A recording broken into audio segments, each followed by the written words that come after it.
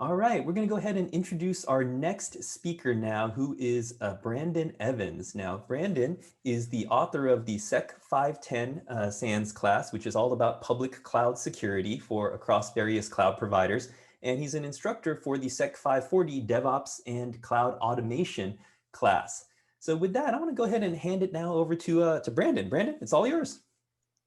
Thank you so much, Frank. So thank you for attending the session. Thank you for attending the event writ large. My name is Brandon Evans. As Frank has mentioned, I am an author of Sec 510 Public Cloud Security, AWS, Azure, and GCP, as well as an instructor and course contributor for Sec 540 Cloud Security and DevOps Automation.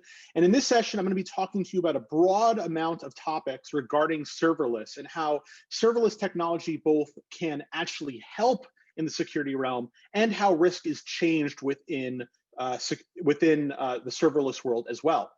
The two courses that I teach for, I think there's a slight delay between the transition and the slides. Okay, there we go. Hopefully it stays on the slide.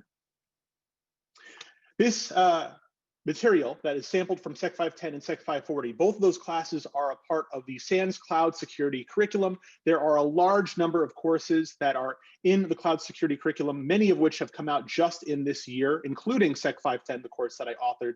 So if you'd like to learn more about any of these classes or any of the classes in SANS writ large, as I'm also a student of SANS, I'd love to talk to you about that via the Slack channel after the presentation. So a little bit about me. Like many people in SANS, my day job is not SANS. Most SANS instructors are practitioners in the field, and I am no exception. I work for a company named Assurion, a very large company that nobody is aware of. And the main reason why that is we provide white label solutions for a lot of larger companies. So if you have an insurance plan for your cell phone, and your cell phone is provided by AT&T, Verizon, Sprint, and many other carriers, well, guess what? You are an Assurion customer. I help out with the securing of all the applications that power our services and our products. And I do this by being a trusted advisor, giving the knowledge that I have regarding security to the developers and mentoring them in that area, as well as building secure pipelines and much more.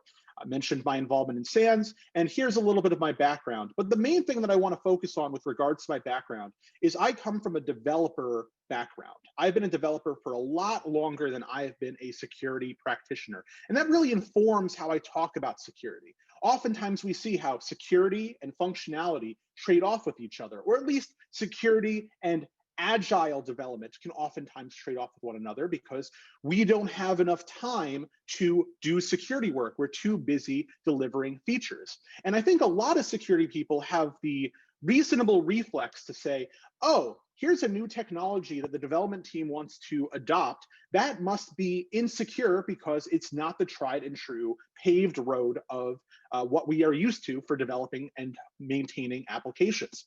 So I want to get my bias out there right out of the gate. I love serverless technologies. I love them as a developer who does not like staying up all night waiting for a call saying that I have to reboot a server in order to restore our service. I like that it allows me to focus on what I care about, which is building code for my organization to manage the business need of the company. We don't get any bonus points for having an elegant set of virtual machines that run our code. All that matters is that our service is being fulfilled. So by having a serverless technology, I can focus more on that. And probably most importantly to me, at least today, is that I also like it for security. Serverless has some intrinsic benefits to it with regards to security. But with any technology, especially a new technology, there are also some misunderstandings of the technology that can result in security harm as well. So in this talk, we're going to talk about both of the sides of the equation. The good, the bad, the ugly, how we can transform the ugly into the good with further understanding of the technology and how it works. So before we get into that, let's first and foremost talk about what serverless is in the first place. There are competing definitions of what serverless is. Well, serverless originally described something very different than it did today. It referred to any technology that allowed for you to focus on your development by outsourcing the outside services to some other company that would maintain the servers that ran those services. So instead of running my own server, running MySQL and having to worry about patching and maintaining that server, I can outsource that work to a tool like Parse or a tool like Firebase. Now, I wouldn't necessarily recommend to specifically outsource your database to Firebase, and I wrote an entire white paper on that subject, which I've linked to in my Slack channel. But nonetheless, this would be considered back in the day a serverless technology. Same thing with authentication. Why run my own authentication server if I can outsource this to Auth0 or to AWS Cognito and have my developers focus on what really matters, not the operation of those servers or those services, but focusing on their code and how the code interacts with those services. So that's the traditional way of thinking about serverless. The new way of understanding serverless is actually just an evolution of that previous idea. If we do not want to have to worry about maintaining servers for services that we didn't write, why would we want to maintain servers for our application code? That does not seem consistent with our goals. We want to focus on our application, not on operations. So a bunch of smart people invented very similar solutions that solve that exact problem. Serverless technology that allows for you to define your code, tell a platform when to run that code based on an event or a schedule, and then as a result, properly execute the code necessary to support your organization. You don't care about which server it's running on. You don't care if it's running on the same server consistently.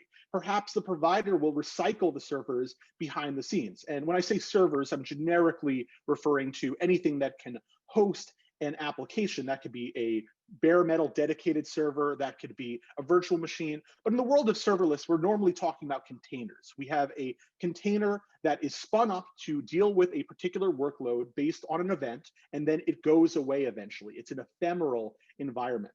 The main providers of such a serverless service are the main cloud providers. AWS by far being the leader in this space, having come out with AWS Lambda far before the other two providers. And I don't think it's even controversial to say it's the most mature solution in that space. And I'm not just saying that because AWS's sponsorship of this event. That's truly my opinion. But there are other alternatives, such as through Microsoft, through Google, and they both work, and we are going to talk about those ones as well. They're just a lot of differences between the three of them. And you typically are not going to run an API server to front these functions either. You're going to potentially use a managed service to support the execution of these functions based on an API call. So let's talk first and foremost about what the benefits are of serverless to DevOps.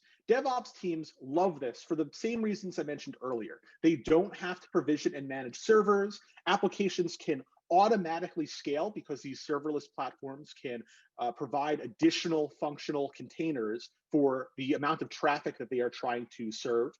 The expenses are all based on your usage. And there's kind of a misconception about that I'll briefly refer to.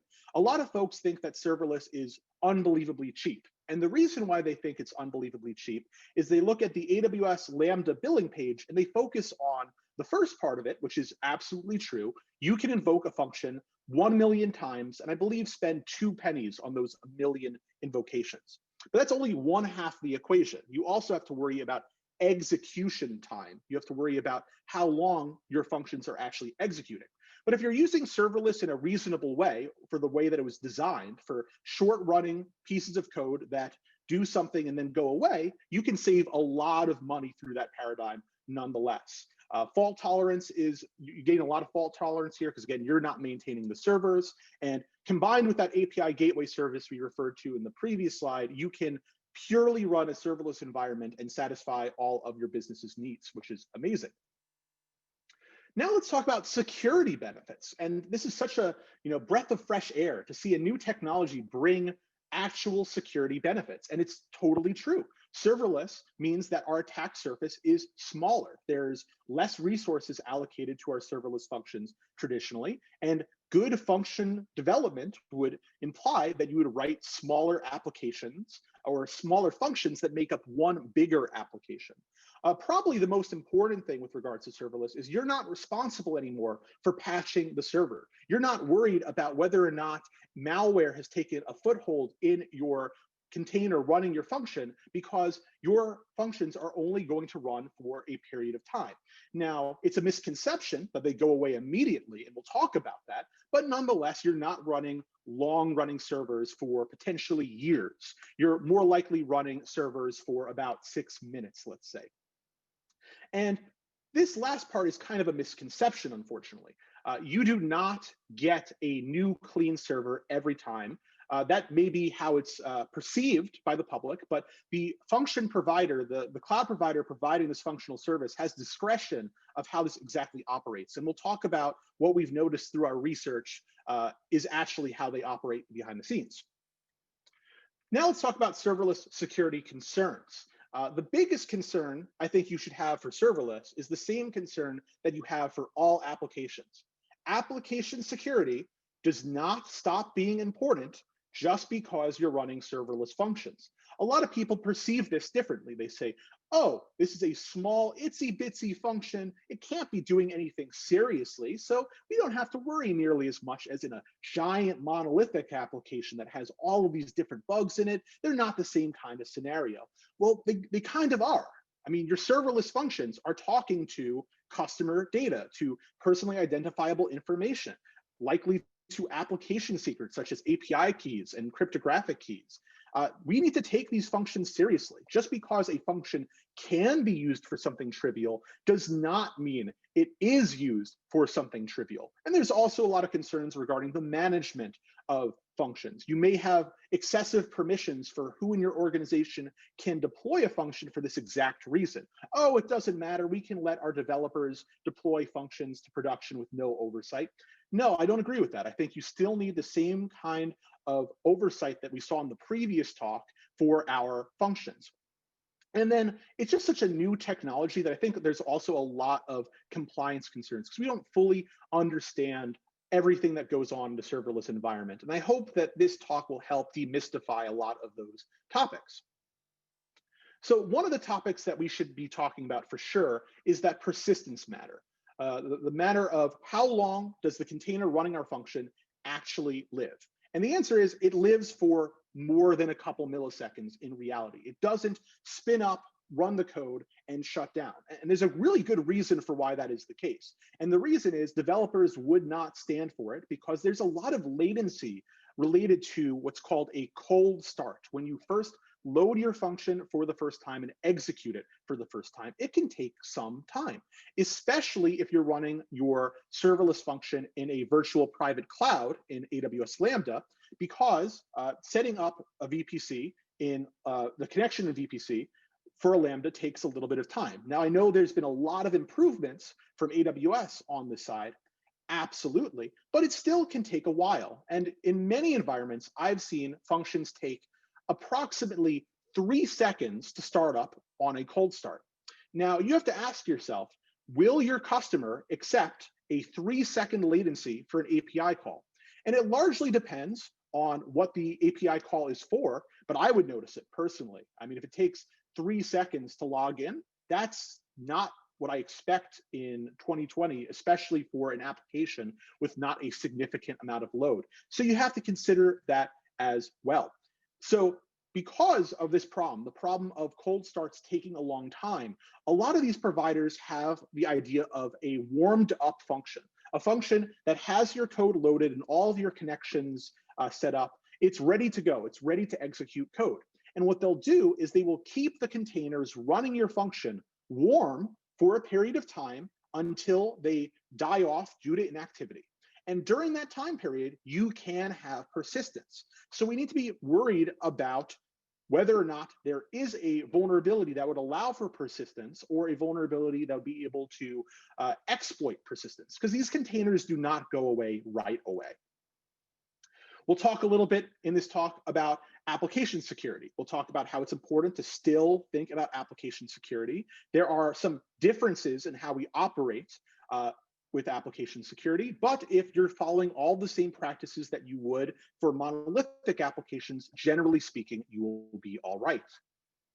So there are a lot of resources that we want to reference with regards to serverless. The security community is moving towards understanding and developing resources for serverless. There's an OWASP serverless top 10 project. I personally know the two leaders of that project, really nice folks. I know that a lot of things have slowed down due to COVID, but there are still a lot of great resources out there. And there are several capture the flag kind of environments that you can test your offensive security skills in a serverless environment. So generally speaking, when it comes to best practices with serverless, specifically in application security and role-based access control in those two domains, one of the biggest problems that we have on the application security side is how do we scan these functions with static analysis? Well, static analysis generally works by having context about how data flows from one part of the application to another part of the application. Well, what happens when you're in a serverless environment where all these functions are independent from each other from a code perspective, but actually do interact with each other via a web application or some kind of orchestration in a backend? Well, the answer is it's really hard to scan those functions. So one approach you may want to take is to create what's called a monolithic repo or a monorepo for all of your functions. I should probably say monolithic repository. I abbreviated repo, which is so natural for me to do that. By having a monolithic repository where all of your functional code exists, you can get some more of that context that would otherwise be lost when you have completely independent functions. Role-based access control is still very important. Not only who is able to execute a function, but what can this function do? What services can it talk to? What data does it have access to? And we need to monitor everything we do not prevent explicitly. So it's going to take time for organizations to fully understand how this technology works, but hopefully this presentation can be a great starting point for you. And I can point you to other resources as well that'll help enhance that understanding. So in terms of security, not only does security have the benefit of not having long-running servers that run our applications, but you can also use serverless for security purposes. You can make it so that your access point for all of your functions are centralized using, let's say, an API gateway, an Amazon API gateway, or an Azure front door, or Google's app services, app engine. And you can also use serverless technology to do security automation. How many times do you have a script that you just want to run every so often for security purposes?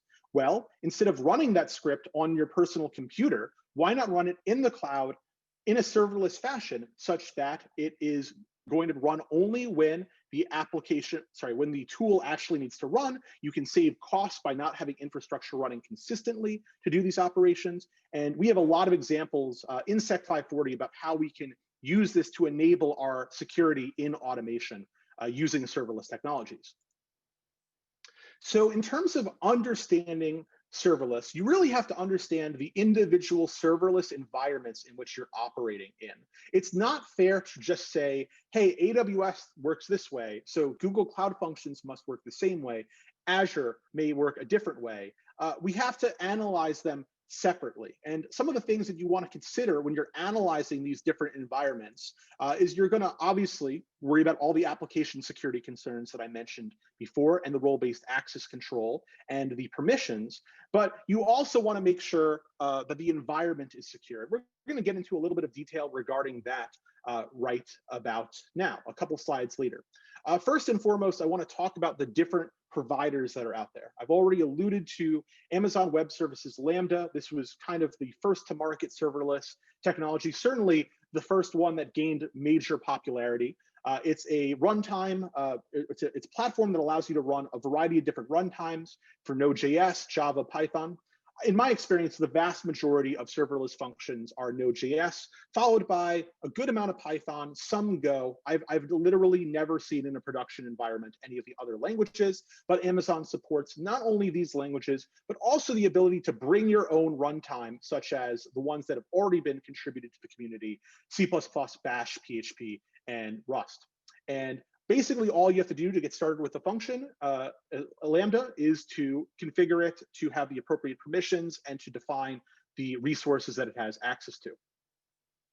The way that pricing in Lambda works is kind of interesting. They've combined a variety of different resource types into one pricing model. So you basically determine a power rating, and they measure this in gigabytes of memory. But alongside that, you also get network bandwidth and CPU power. So they group it all together. You can't configure those things independently, but in their research, it is not necessary to configure them independently. These functions operate with the CPU associated with the memory that you allocate. And you only pay for the consumption, but as mentioned before, it is not as simple as calculating the number of invocations. It also is important to understand how long are these functions running, what your power rating is, because the amount of time your function runs is more expensive based on the power rating, and also all of the other services that you talk to, because you're not going to use your serverless function to persist data.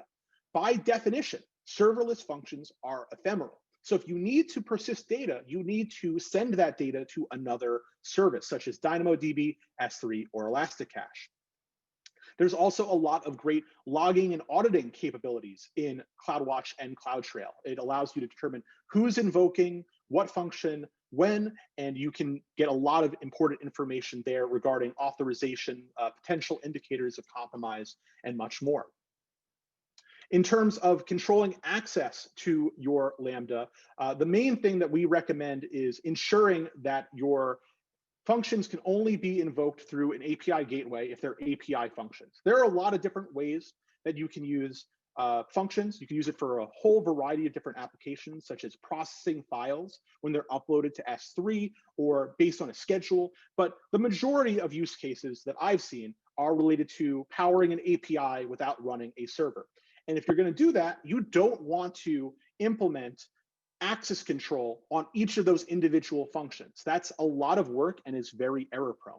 So instead, use a centralized API gateway or an application load balancer or something that is going to consistently manage access control for you so that each function can assume the benefit of that protection.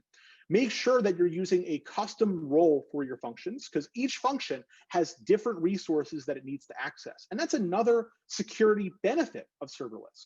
If you have a monolithic application, you have to grant it all of the IAM permissions that the sum of the application needs to use. If you want to say, oh, this part of the code uses this permission set and this part of the code uses this permission set, maybe you can get away with it using session policies, but it's very difficult, it's very complicated. So a lot of developers just say, okay, I'm gonna give this server all of the permissions that they need, every permission that they need for the entire application. Now, you can break up that functionality into small functions and give each function the exact permissions they need, which is a huge improvement in my opinion. And finally, you want to make sure that you have proper network security. So by default, AWS Lambda runs its functions in a VPC that is managed by AWS. If you want to have the same controls you'd have in your VPC for a monolithic application, you should look into running your function in a VPC network. This will get you the benefits of being able to use security groups, as well as create flow logs and analyze the traffic that's happening within that environment. And finally, to utilize VPC endpoint policies. And we talk a lot about that in Sec 510. If you'd like to learn more about that, feel free to ask me during the Q&A. So what does the default configuration look like for AWS Lambda? Well, the default configuration is there is no HTTP trigger. And this is a huge difference between Azure and GCP. Azure and GCP, when you deploy a serverless function, it automatically comes with an HTTP endpoint. And when I say HTTP endpoint, I don't mean that it's an insecure HTTP : / endpoint. It's using the HTTP protocol. For AWS, you can't connect to API gateway via HTTP. You have to use HTTPS. But what I'm saying here is you have neither of those two things by default with AWS. It does not automatically give you an endpoint. You have to create an API gateway to expose traffic to your function. And in addition to that, in terms of network security, the egress traffic from your function is basically wide open by design. It's able to do everything by default with the public internet. It's not accessible from the public internet. That really depends on your API gateway, but all the traffic coming from the function is allowed out unless you put it in a VPC and set up your security groups. So that's what this looks like, adding an API gateway to actually expose it to the world via an HTTP endpoint.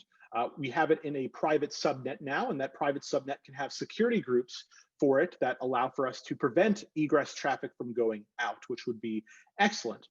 In addition to that, one of the most important things is to, again, ensure that your API gateway has proper role-based access control.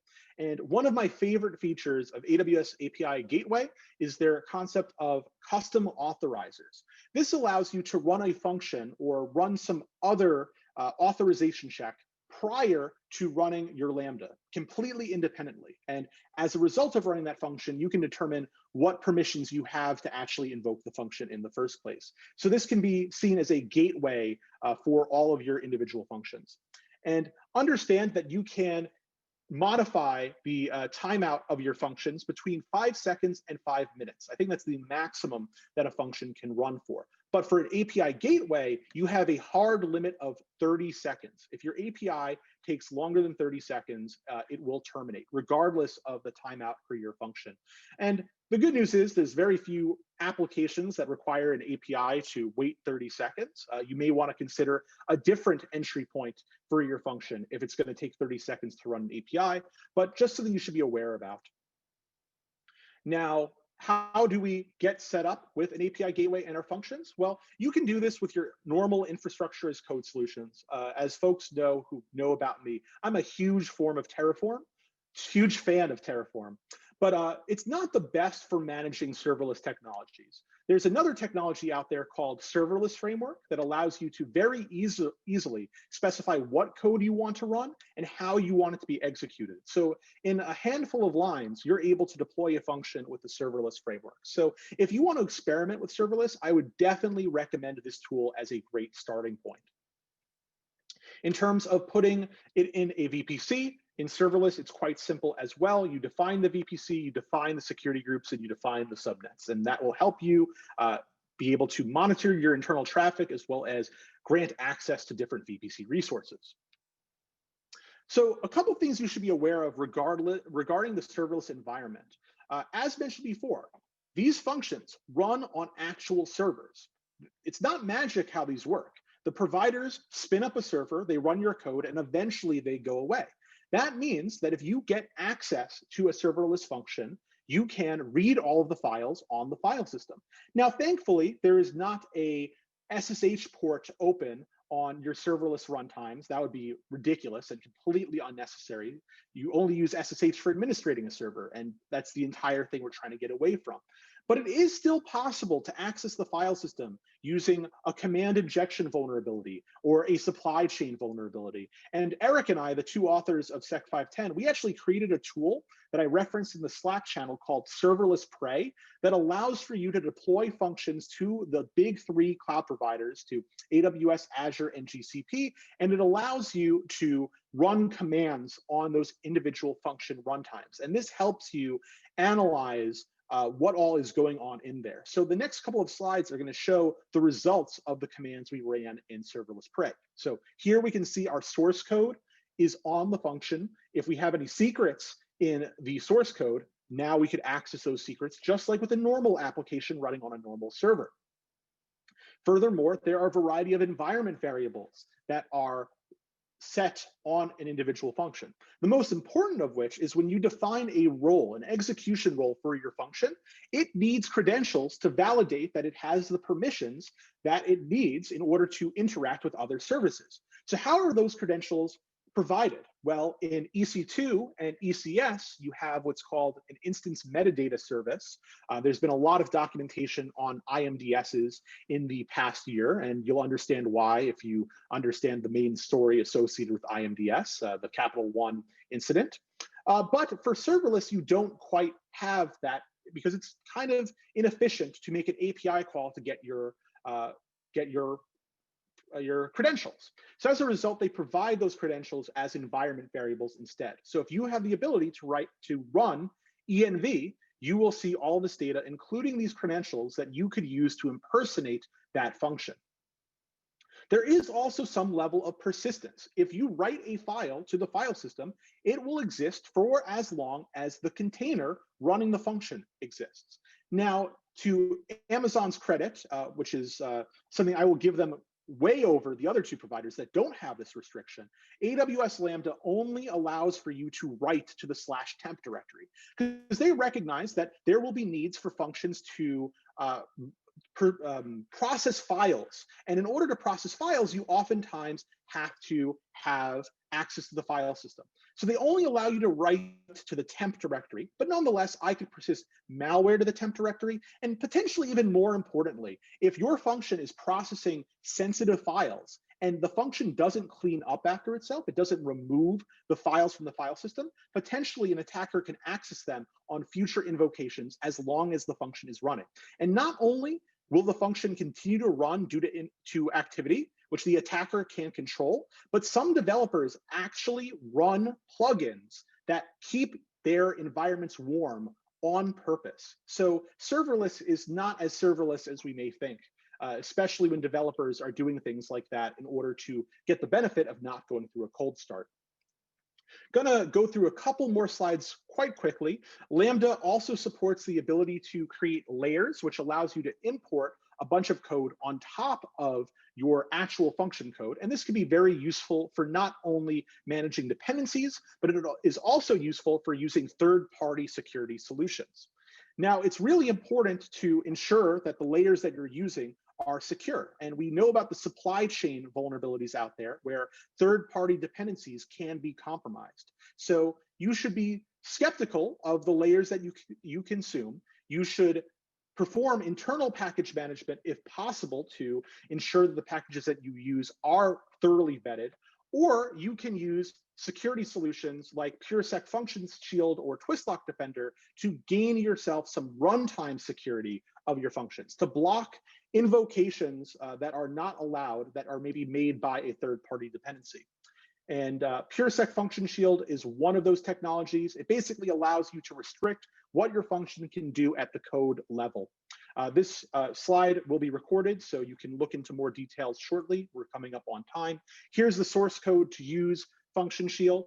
I think that this is a powerful technology, but at the same time, I'm fairly skeptical of asking our developers to write more access management or configuration code. They're already writing such complicated things, such as IAM policy. So I think the runtime solution of the future will be able to determine what is normal behavior and what is not normal behavior automatically using machine learning, AI, and other buzzwords. But having our developers do this manually, I think, is quite hard to prescribe to them. So in these last couple of slides, there are some examples of configurations of functions that you should think about. Think about the variety of things on this slide. You have to think about a variety of things to understand the security of a function. I'll just highlight them right now. The code that you're using needs to be scanned and audited. We need to make sure that the runtime that we're using is secure. In this case, we're using a deprecated runtime. We need to make sure that we have proper authorization, proper permissions, and proper network settings. And in addition to that, we need to make sure that the permissions that were granted are not ***, just like the previous talk mentioned. So with that, here's another function that has an issue with regards to logging data that is not to be logged. So I'm going to conclude this by just saying we have a lot of resources here at SANS in the SANS Cloud Security Curriculum. If you go to sans.org/cloud security, we have a lot of resources, not only on the cloud generally, but also things specific to serverless. We have a brand new poster that came out that has a lot of great information about the differences between the three cloud providers and different considerations you'll need to make from a security perspective. And all of this is free. So if you are able to take a course like Sec 510 and Sec 540, I'd highly recommend it. But to get started, take a look at all these free resources that SANS has produced. And I'm really proud that SANS has done so much to increase their free offerings during the pandemic so folks can remain productive and well-trained while budgets and training and travel may not be available to them. So with that, thank you so much. I'll kick it back to Frank if he has any questions from the audience. Brandon, that was awesome. Great presentation as always. A lot of amazing information there. Just given time, we do have a few questions that have been asked. I'm going to ask you to jump on the Slack channel to respond to those questions, but we're going to go ahead and everybody give Brandon a virtual round of applause. Thank you very much for the great information, and we will see you on Slack.